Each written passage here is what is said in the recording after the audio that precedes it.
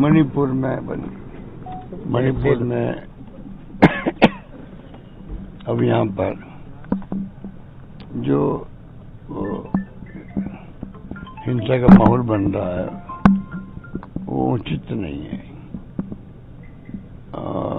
सरकार home ministry को तो सब मालूम रहना चाहिए कि क्या क्या कारण है। पहले समय रहते हुए बातचीत कर ले तो कई समस्या का समाधान हो जाता है। अब 2.5 साल हो गए मणिपुर के अंदर। 2.5 साल किसे कहते हैं? कितना खून खराबा हुआ। अब इस तरह से बिगड़ गई कि प्रधानमंत्री मोदी जी अभी जाके आए वहां पर, उसके बाद में फिर हिंसा होने लग गई। तो यहाँ पे पहली बार हिंसा इस प्रकार हुई है, पहली बार हुई है। और ये एक्टिविस्ट बहुत लंबे अरसे से ये अपनी बात और वहां की मांगों को उठा रहे हैं और ये मोदी जी के बहुत बड़े समर्थक भी रहे हैं। ये अब अचानक क्या हुआ है कि ये इनको आप जो मुकदमा दायर किए इनके खिलाफ में, वो पहले कह रहे थे कि मेरे खिलाफ में मुकदमा दायर करेंगे, जेल में डालेंगे।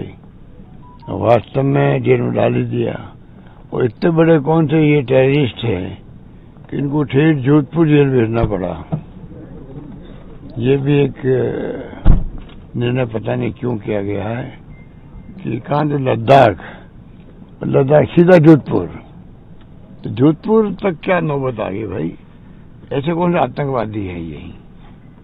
तो ये सरकार मिसहैंडल कर रही है सब मामलों को, मेरा मानना है। पूरा टाइम सीसीटीवी की निगरानी में रहेंगे, उनके ऊपर नजर रखी जाएगी, सीसीटीवी की निगरानी में रहेंगे, नजर अब जेल के अंदर भी, जेल के अंदर इसका मतलब जेल के अंदर आपका कोई व्यवस्था ही नहीं है कि आपको जेल के अंदर भी अगर व्यवस्था नहीं है, मोबाइल फोन मिलते हैं वहां लोगों से, जेलों के अंदर से गैंगस्टर्स ऑपरेट करने लग गए हैं, कई खबरें आती है, सच है या झूठे तो स्पष्टीकरण करे गृह मंत्रालय, तो ये खबर आती रहती है।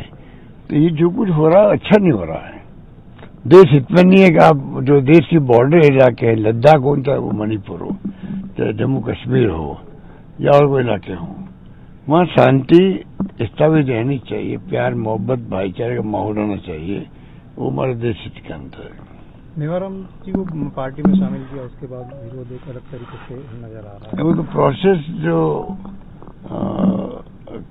प्रदेश कांग्रेस कमेटी में कमेटी बनी हुई है, अनुसंधान समिति, उसकी रिकमेंडेशन हुई है, फिर सबकी राय ली गई है। उसके बाद में ये कल परसों देखा मैंने, ये फैसला हुआ है। तो ये तो प्रदेश कांग्रेस कमेटी सोच समझ के फैसला किया होगा।